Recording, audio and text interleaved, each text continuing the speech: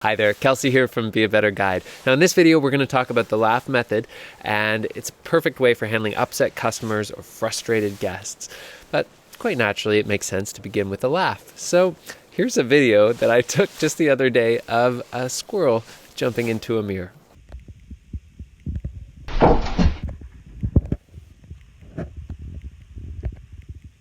Now no squirrels were harmed in the making of this video. He's fine. He's just a little confused.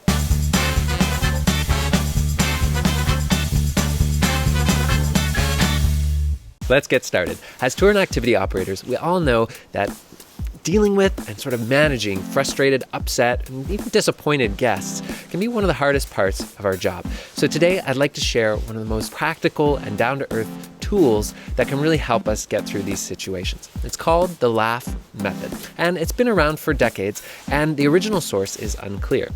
Now, it may seem a little cheesy, as acronyms can sometimes be, but I just want to reassure you that this is a method that I've actually used over and over hundreds of times on tour, and it's one of the first things that I coach new guides during a training program. So let's take a look. The word laugh is an acronym comprising of the 5 recommended steps when facing tough clients or upset guests. L is for listen, A, acknowledge, U, understand, G, give solutions, and H, hit home. But take note, the order is extremely important here, and it's actually where many tour leaders mess this up. Let's begin with L, listen. You probably know from your own experience that when you're upset or angry, you have a story to tell. Keep this in mind as upset customers want to tell their story and know that they're being heard. Listening means standing there quietly and letting the other person talk without interruption. Now, a lot of time, our natural response is to jump right in and maybe be defensive if they're being a bit accusatory, or offer solutions right away or get to corrections, but avoid this temptation. You can ask questions, of course, to learn more, but not to get defensive or challenge them at this stage. Listening. It sounds simple, but believe me, this step is a lot harder than you might think. The second step is A, acknowledge what has happened. This step is critical, and most people skip right over it. We listen, but we don't take the time to acknowledge what has happened. A guest is complaining because they felt they've been wronged in some way or an expectation hasn't been met. And they're looking for acknowledgement that this has happened. They're looking probably for a sincere apology and also some commitment from you to make things right.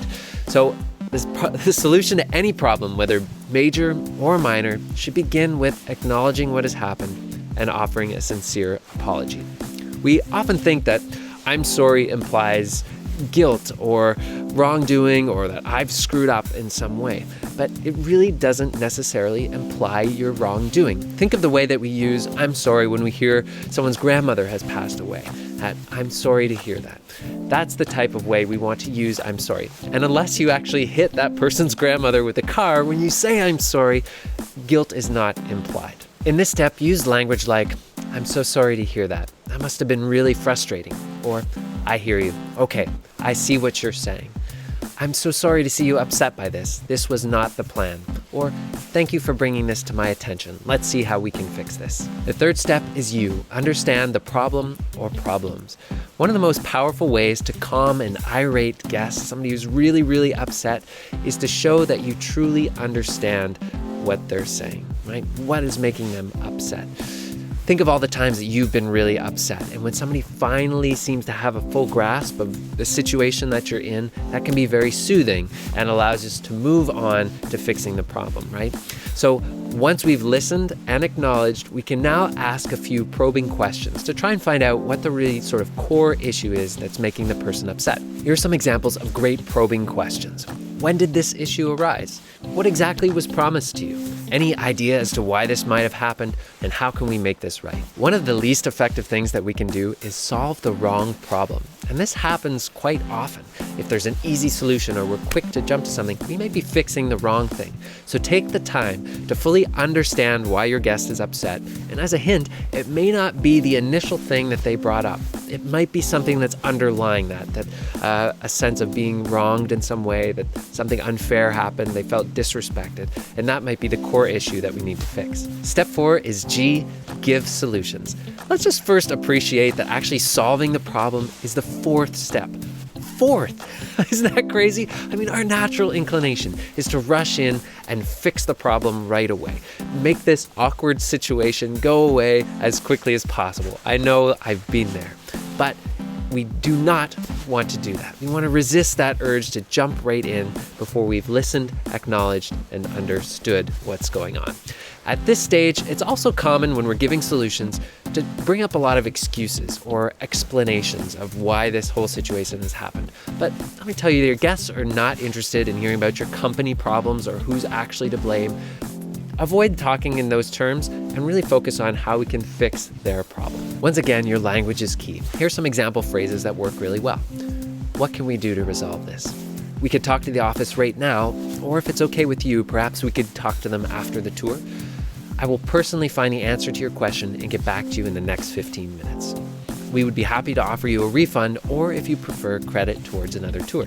Here's some phrases that should be avoided.